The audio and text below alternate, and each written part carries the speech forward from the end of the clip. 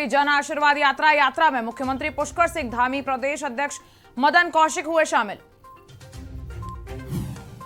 उत्तराखंड आगामी चुनाव को लेकर कांग्रेस की तैयारियां जोरों पर। कांग्रेस प्रदेश महासचिव नारायण राम आर्या ने कांग्रेसी कार्यकर्ताओं के साथ की अहम बैठक।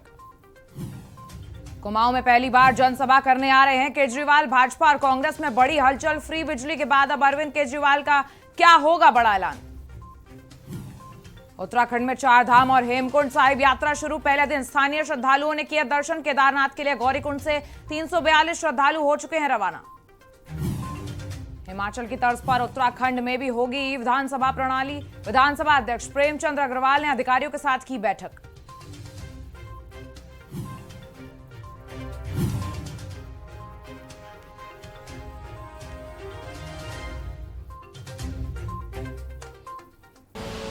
आप देख रहे हैं के न्यूज, खबरों का सारथी। नमस्कार, स्वागत है आपका खबर उत्तराखंड में और मैं हूं आपके साथ अक्षय पाठक।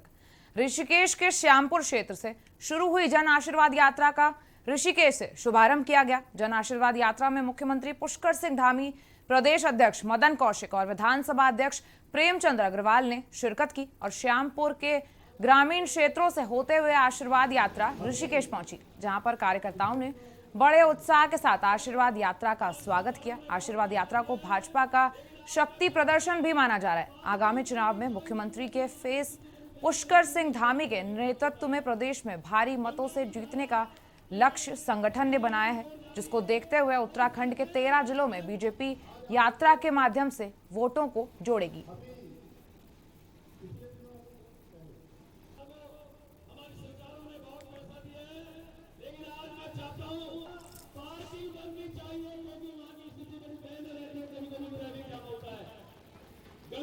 निश्चित रूप से आने वाले समय में हमने एक संकल्प लिया है कि अगले आने वाले वर्षों में हम उत्तराखंड को देश की जो है एक आध्यात्मिक, सांस्कृतिक और आर्थिक विकास के साथ जोड़ते हुए साधु संतों के सहयोग से, उनके आशीर्वाद से, समाज के सहयोग से और सरकार के समन्वय से इसको सांस्कृतिक और आध्यात्मिक राजधानी पूरी दुनिया की बनाना चाहते हैं। अच्छा संयोग है कि आज चारधाम यात्रा शुरू हो रही है, उधर हमारी जन आशीर्वाद यात्रा शुरू हो रही है।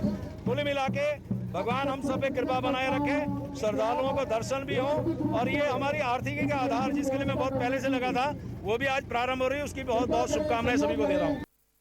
जननी शिशु सुरक्षा कार्यक्रम के अंतर्गत उत्तराखंड सरकार के सहयोग से राज्य में प्रदेश के स्वास्थ्य मंत्री डॉक्टर धन सिंह रावत ने आज से खुशियों की सवारी योजना शुरू कर दी है।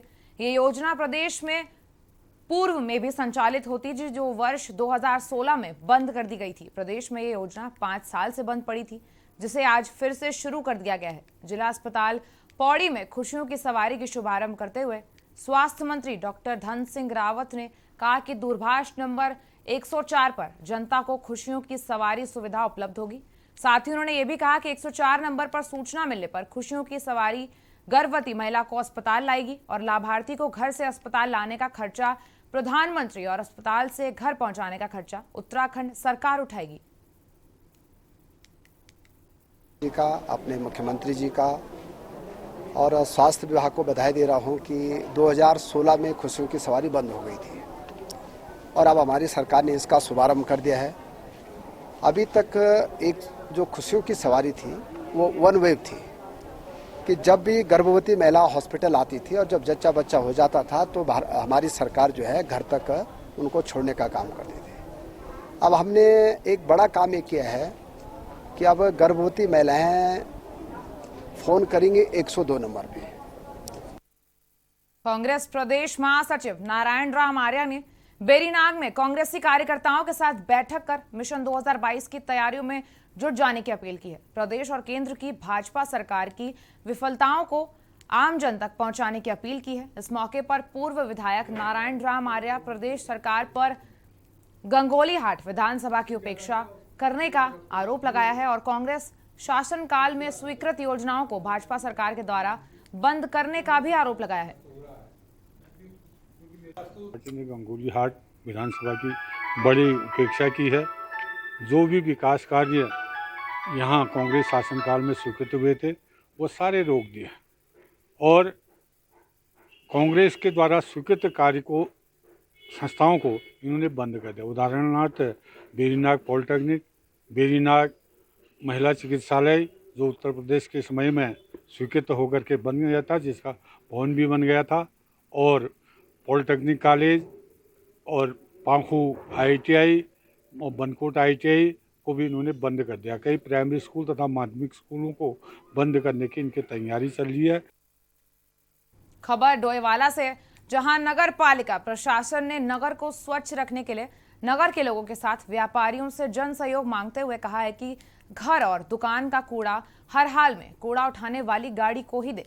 जो न्यूनतम चार्ज नगर निगम पालिका की तरफ से रखा गया है उसका भुगतान भी समय से करें, ताकि नगर पालिका को व्यवस्थाएं बनाने में दिक्कतों का सामना न करना पड़े। नगर पालिका के अधिशासी अधिकारी शाह ने बताया कि नगर को स्वच्छ और साफ रखने के लिए नगर पालिका प्रशासन लगातार मुहिम चला रही है, जहां नगर वासियों को बीमारियों से दूर रखकर नगर का आदर्श नगर पालिका बनाने की ओर अग्रसर है।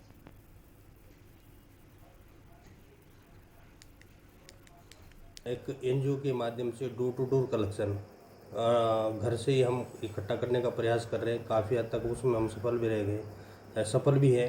किंतु कुछ लोगों द्वारा, क्योंकि अपने घर का कूड़ा तो दिया जा रहा है, लेकिन वो उसका जो निर्धारित शुल्क है, जबकि बहुत न्यूनतम शुल्क उसके लिए रखा गया, वो नहीं दिया जा रहा है। जिसके कारण, क्योंकि जो हमारे संसाधन हैं उनको सुचारू रूप से संचालित करने में हमें दिक्कत आ रही है।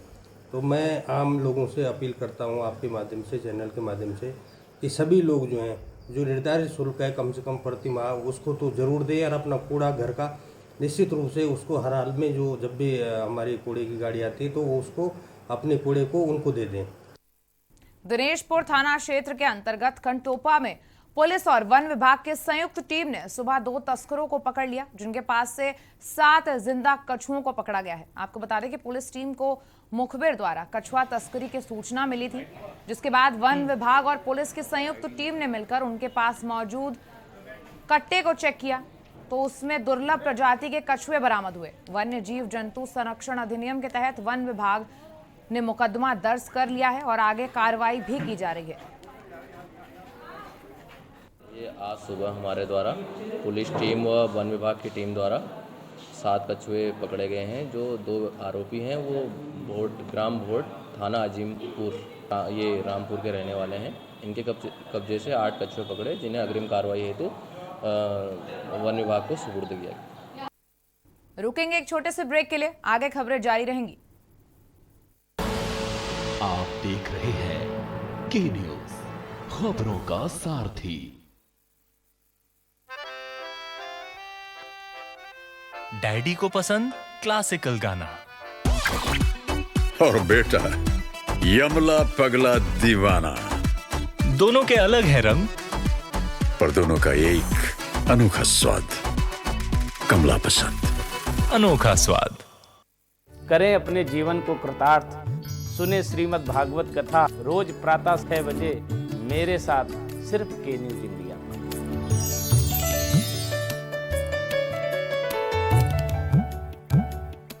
जुबान के लिए उड़ चला गैरों की ज़मीं पर, खुशबू अपने पन की ढूंढता।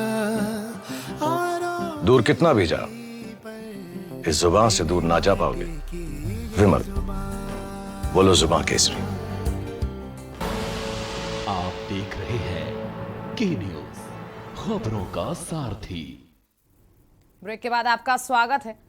पूर्व मुख्यमंत्री त्रिवेंद्र सिंह रावत और कैबिनेट मंत्री हरक सिंह रावत के बीच चल रही तीखी बयानबाजी खत्म होने का नाम नहीं ले रही है। दरअसल शनिवार के पहले पूर्व मुख्यमंत्री त्रिवेंद्र सिंह रावत की हरक सिंह रावत पर तल्ख टिप्पणी के बाद अब हरक सिंह रावत का बयान भी सामने आया है। अपने बयान में कैबिनेट मंत्री हरक सिंह रावत ने कहा है कि उन्हें किसी पर कोई निजी टिप्पणी नहीं करनी है। राजनीतिक लड़ाई अपनी जगह पर है, लेकिन वो हमेशा व्यक्तिगत टिप्पणी करने से बचते रहे। हरक सिंह रावत ने कहा है कि उन्होंने कभी भी बिलो द बेल्ट जाकर किसी के खिलाफ काम नहीं किया है। अपने बयान में हरक सिंह रावत ने इतना जरूर कहा है कि जिनके घर कांच के होते हैं उनको दूसरों के घरों पर पत्थर फेंकने का अधिकार नहीं होता। देखिए, मैं सोचता हूँ कि जिसका जितना ज्ञान होता है और जिसको इस पे मुझे कोई टिप्पणी नहीं करनी है, क्योंकि वो उम्र में मुझसे बड़े हैं और मैंने कभी भी, चाहे हरीश रावत जी हो और चाहे कितनी लड़ाई क्यों ना हुई, ठीक है, व्यक्तिगत रूप से मतभेद हो सकते हैं, राजनीतिक लड़ाई हो सकती है, राजनीतिक मतभेद हो सकते हैं, लेकिन न व्यक्तिगत कभी टिप्पणी की है, न मैंने कभी किसी के खिलाफ बिलो बेल्ट रहकर काम किया है। और क्योंकि सबके घर, जब विशेषकर जिनके घर कांच के होते हैं, उनको दूसरों के घरों पर पत्थर डालने का अधिकार भी नहीं, और मैं सोचता हूँ कि मुझे इस पे कुछ नहीं कहना।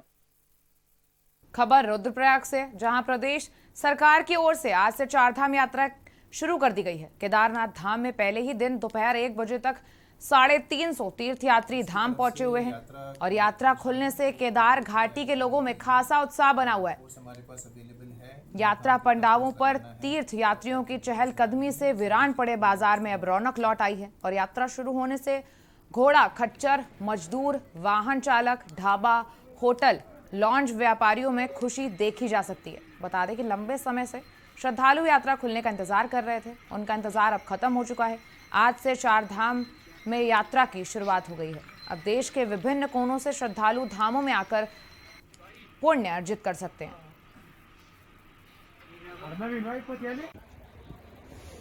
जय श्री केदार। समस्त देशवासियों को चारधाम यात्रा खुलने पर ढेर सारी शुभकामनाएं। बाबा केदारनाथ जी आप सभी पर कृपा बनाए रखें और आप सभी देशवासियों से यही प्रार्थना करते हैं कि आप अधिक से अधिक संख्या में बाबा केदारनाथ जी के दर्शनों के लिए पधारें। इन चंद लम्हों में 4 महीने से केदारनाथ जी की यात्रा पे रोक लगाई गई थी कोविड के चलते हुए। अब यात्रा आज से प्रारंभ हो चुकी है। आप सभी देशवासी आ सकते हैं यात्रा पे और केदारनाथ धाम में आप सभी देशवासियों का हार्दिक स्वागत। और आप खासकर जितने भी श्रद्धालु केदारनाथ धाम में पधारते हैं, आप स्वच्छता पर विशेष ध्यान रखें। यात्रा खोल दी गई है और हम आप सबका स्वागत करने के लिए पहले से ही केदारनाथ में मौजूद हैं। सिक्स सिग्मा हेल्थ केयर की टीम ने जो स्वास्थ्य सेवाएं हैं वो बड़ी मजबूत तरीके से यहाँ पर उनका गठन कर दिया है और जो भी यात्री यहाँ पर दर्शन के लिए आएगा, मेरी उनसे गुजारिश है कि वो अच्छी तैयारी करके आएँ, अपने अच्छे कपड़े लेकर के आएँ, क्योंकि यहाँ पर कभी भी किसी भी वक्त मौसम बदल जाता है, बारिश हो जाती है, और अपना ध्यान रखिए। धर्मनगरी हरिद्वार में कांग्रेस के दूसरे चरण की परिवर्तन यात्रा दुधारी चौक से शुरू हुई है। इस मौके पर तमाम कांग्रेसी हर की पौड़ी ब्रह्मकुंड पहुंचकर मां गंगा का दुग्धाभिषेक करेंगे। इस परिवर्तन यात्रा में उत्तराखंड कांग्रेस प्रभारी देवेंद्र यादव, प्रदेश अध्यक्ष कांग्रेस गणेश गोदियाल और पूर्व मुख्यमंत्री हरीश रावत सहित भारी संख्या में कांग्रेस के तमाम दिग्गज मौजूद थे। 20 सितंबर को कनखल में इस परिवर्तन यात्रा का समापन होगा।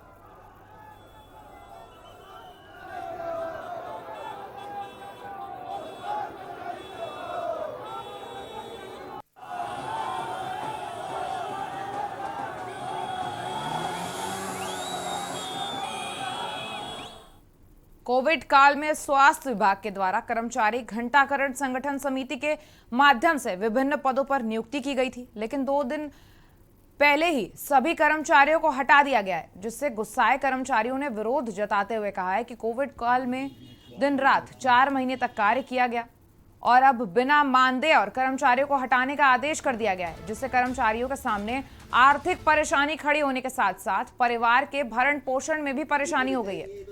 कर्मचारियों ने रेलवे बोर्ड की सदस्य गीता ठाकुर से मुलाकात कर अपनी समस्याओं को रखते हुए कहा है कि सरकार के द्वारा कोविड के दौरान उन्हें रखा गया था, घर घर जाकर लोगों को वैक्सीन लगाने से लेकर कोविड के प्रति जागरूक भी किया गया था।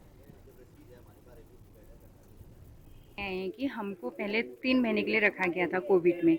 हम जब वहाँ पे बॉन्ड भरने गए तो हमको बोला गया था कि मार्च तक तुम्हारा बढ़ गया है। ठीक हो गया, हमने दिन रात मेहनत की, दिन रात अपने घर में सुबह 8 बजे हम निकल जाते थे, शाम के 8 बजे हम भूखे प्यासे घर पहुंचते थे।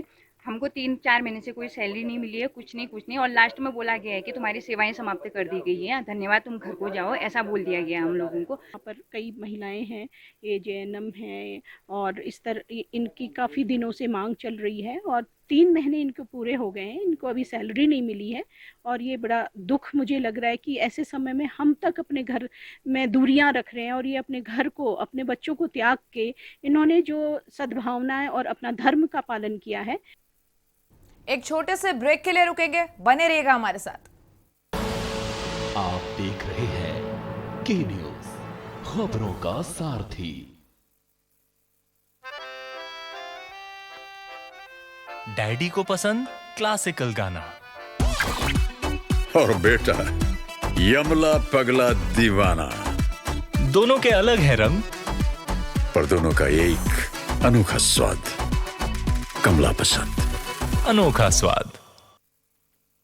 जब पशुओं को मिलेगा प्यार और मिल्को मोर पशु आहार तो दूध बहेगा, मुनाफा बढ़ेगा। मिल्को मोर पशु आहार। जुबान के लिए उड़ चला गैरों की ज़मीं पर, खुशबू अपने पन की ढूंढता। दूर कितना भी जा, इस जुबान से दूर ना जा पाओगे। विमल, बोलो जुबान केसरी। आप देख रहे हैं के न्यूज, खबरों का सारथी। ब्रेक के बाद आपका स्वागत है। शनिवार को एसएसपी प्रीति प्रियदर्शनी ने नैनीताल के पुलिस लाइन सभागार भवन में नैनीताल क्षेत्र की समस्त आम जनमानस की शिकायतों के निस्तारण के लिए बैठक आयोजित की गई। आम जनमानस को संबोधित करते हुए एसएसपी ने पुलिस विभाग द्वारा बनाए जनता की समस्याओं के समाधान के लिए बनाए गए ऐप की जानकारी साझा करते हुए बताया कि वो अपनी समस्याओं को इन ऐप में दर्ज करा सकते हैं, जिस पर तुरंत कार्रवाई करते हुए संबंधित थानों से निस्तारित किया जाएगा।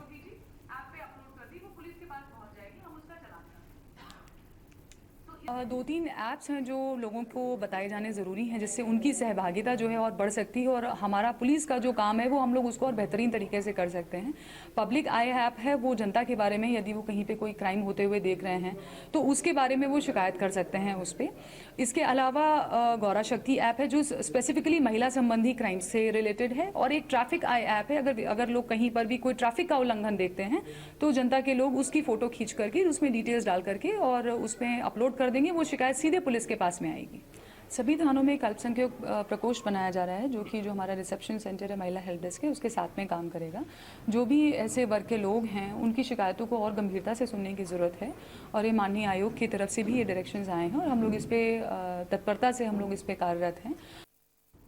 नैनीताल में जिला प्रशासन, नगर पालिका और केवीवी ग्रीन आर्मी और हिलदारी की ओर से आयोजित स्वच्छता दिवस कार्यक्रम का आयोजन किया गया। वहीं इस मौके पर नैनी झील सहित नगर के विभिन्न वार्डों सहित नगर के सभी पर्यटन स्थल, हिमालय दर्शन, पंत पार्क, दर्शन घर, गांधी पार्क स्वच्छता अभियान चलाकर 500 कट्टे कूड़ा एकत्रित किया गया। स्वच्छता पखवाड़ा कार्यक्रम के अंतर्गत 3 पर्यटन स्थलों में छात्र छात्राओं और गैर सरकारी संगठनों के स्वयं सेवकों ने सफाई अभियान में बढ़ चढ़कर हिस्सा लिया। यूनिवर्सिटी, S3 फाउंडेशन, जिसमें कई NGOs भी इन्वॉल्व हैं, जैसे ग्रीन आर्मी, हिलदारी, सभी ने मिलके इसमें आगे आके कंट्रीब्यूट किया है। और जगह जगह हमने शहर के विभिन्न एरियाज़ में, इनफैक्ट रानी बाग से लेकर नैनीताल पूरा जो रास्ता है उसमें भी अलग अलग जगह पे क्लीन अप ड्राइव्स ऑर्गेनाइज करी हैं। बच्चों के लिए हमने पेंटिंग कंपटीशन ऑर्गेनाइज किया है, ऐसे कंपटीशन ऑर्गेनाइज किया है, एक विचार गोष्ठी ऑर्गेनाइज करी है जिसमें माननीय विधायक जी को भी आमंत्रित किया गया, शहर के बहुत सारे एनवायरमेंटलिस्ट को भी आमंत्रित किया गया और उनसे विचार रखे गए, सो दैट एडमिनिस्ट्रेशन को भी इनपुट्स मिले कि शहर के लिए और क्या किया जा सकता है, किस तरह से स्वच्छता व्यवस्था और ज़्यादा अच्छे से इम्प्रूव की जा सकती है, सॉलिड वेस्ट मैनेजमेंट को और किस तरह इम्प्रूव किया जा सकता है। तो ये सब हमने पिछले 7 दिनों में अलग अलग क्षेत्रों में ऑर्गेनाइज किया, बच्चों से लेकर बुजुर्ग सभी को पार्टिसिपेशन करते हुए इन्वॉल्व किया। और विवेकाधीन कोष में नानक मता विधायक द्वारा भाजपा मंडल पदाधिकारियों और नगर पदाधिकारियों को विवेकाधीन कोष का दुरुपयोग किया जाने के संबंध में राज्यपाल को ज्ञापन भेजा गया है। ज्ञापन में कहा गया है कि विवेकाधीन कोष से आर्थिक रूप से कमजोर कन्या और आर्थिक रूप से कमजोर जो इलाज करवाने में सक्षम नहीं है, उसे मुख्यमंत्री विवेकाधीन कोष से आर्थिक सहायता प्रदान की जाती है। लेकिन हमारी विधानसभा नानकपत्ता का हाल निराला है। अनीस सिंह राणा, प्रदेश सचिव युवा कांग्रेस, ने मीडिया को बताया कि विधायक द्वारा मुख्यमंत्री विवेकाधीन कोष का पैसा अपने कार्यकर्ताओं के साथ साथ नगर में आर्थिक रूप से संपन्न लोगों में भी बंदर बांट किया जा रहा है। मुख्यमंत्री विवेकाधीन जो राहत कोष है, जिसमें निर्धन परिवारों को उसमें आर्थिक सहायता दी जाती है, लेकिन इसका उलट हुआ है। क्षेत्रीय विधायक डॉक्टर प्रेम सिंह राणा जी के सह पर उन्होंने अपने कार्यकर्ताओं को मुख्यमंत्री विवेकाधीन कोष का जो है अपने कार्यकर्ताओं के मंडल व नगर के और कुछ चुनिंदा व्यापारियों को इसमें बंदरवाट करने का काम किया है। आज उसी के विरोध में हम तहसील में आज धरना प्रदर्शन में बैठे हैं और हमने ज्ञापन के माध्यम से अपनी मांग रखी है कि भाई इसमें उचित कार्रवाई हो। जो पात्र है उसको मिलना चाहिए, जो अपात्र हैं, जो सक्षम हैं, जिनको इन्होंने देने का काम किया है, उनसे रिकवरी करी जाए। रुद्रप्रयाग जनपद के चिरबटिया में पिछले 2 वर्षों से बंद पड़े राजकीय औद्योगिक प्रशिक्षण संस्थान को संचालित करने की मांग को लेकर स्थानीय लोगों ने क्रमिक अनशन शुरू कर दिया है। आंदोलनकारियों ने जल्द ITI के शुरू न होने पर सांकेतिक चक्का जाम और भूख हड़ताल शुरू करने का निर्णय लिया है। वहीं आंदोलन को उत्तराखंड क्रांति दल ने भी अपना समर्थन दे दिया है और रुद्रप्रयाग जिले के विकास खंड जखोली की लस्या पट्टी के चिरबिटिया में राजकीय औद्योगिक प्रशिक्षण संस्थान संघर्ष समिति के बैनर तले स्थानीय लोगों ने क्रमिक अनशन शुरू कर दिया है। बस हमारी मांगे यही है कि सरकार तो कह रही है प्लान रोको, शिक्षण संस्थान बंद है। यहाँ पे 2 साल से ITI बंद पड़ा हुआ है। वही हमारे यहाँ पे भरसार जो है वो खाली नाम मात्र का, बस खाली वो जो बिल्डिंग भी बनी थी वो टूटने वाली है। तो सरकार से हमारे यही अनुरोध है कि जब तक हमारे यहाँ पे ITI का प्रवेश या वो शुरू नहीं हुआ तो तब तक हम यहाँ पर इसी तरह से अनशन करेंगे और आगे भी सरकार हमारी मांगे पूरी नहीं करेंगे तो अनिश्चित काल के लिए हम धरना प्रदर्शन करते रहेंगे। ग्राम प्रधान रुठिया और हमारी जो ये आज जो कर्मिक अनशन यानी ITI के संबंध में जो कर्मिक अनशन आज से हमने शुरू किया है। पहले भी हमने शासन प्रशासन से कई बार इसके मतलब प्रवेश फॉर्म के लिए मांग की थी। ये 1992 में ये स्थापित हुआ था और हमने यानी 2 साल से यहाँ पर सरकार द्वारा कोई भी प्रवेश नहीं दिया जा रहा है। तो आज से हमारा ये कर्मिक अनशन शुरू हो गया है। रुद्रप्रयाग जिले के बामसू चौथला बाड़ा पेयजल योजना पर जलापूर्ति न होने से ग्रामीण क्षेत्रों में पानी का संकट गहरा गया है। स्थानीय लोगों ने पेयजल आपूर्ति बहाल करने के साथ ही पेयजल योजना की जांच की मांग की है। बता दें कि बगछण्यासू क्षेत्र के अंतर्गत बामसू चौथला बाड़ा पेयजल योजना पर हुए घटिया निर्माण के चलते ग्रामीण पानी की बूंद बूंद के लिए तरस गए। करोड़ों रुपए की लागत से बनाई गई योजना का लाभ ग्रामीणों को नहीं मिल पा रहा है।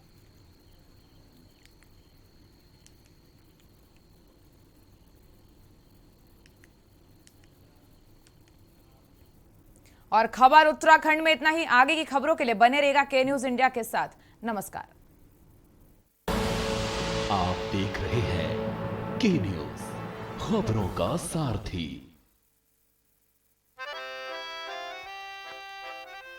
डैडी को पसंद क्लासिकल गाना और बेटा यमला पगला दीवाना। दोनों के अलग है रंग, पर दोनों का एक अनोखा स्वाद।